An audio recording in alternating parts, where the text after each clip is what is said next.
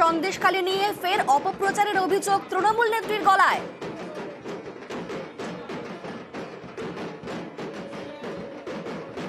সন্দেশখালী নিয়ে অনেকে ভুয়ো সন্দেশও দিয়েছেন।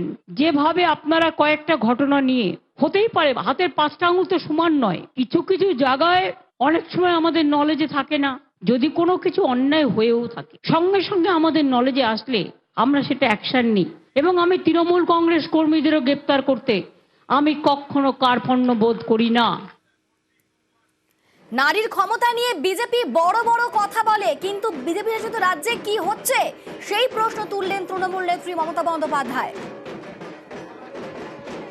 এখানে নাকি মহিলারা সবচেয়ে বেশি নির্যাতিত হন। আমি চ্যালেঞ্জ করে বলছি, Bengal is the only place যেখানে মহিলারা সেফ এবং সেফেস্ট স্টেট। বিহারে বিচার হয় না, ইউপিতে বিচার হয় না, রাজস্থানে বিচার হয় না, হাতরাসে বিচার হয় না। মণিপুরে যখন মহিলারা জ্বলছিল, কোথায় ছিলেন বিজেপি নেতারা?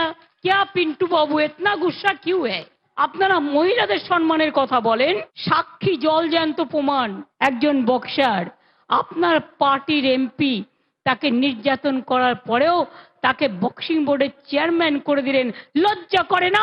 তারা মহিলা সম্মানের কথা বলেন।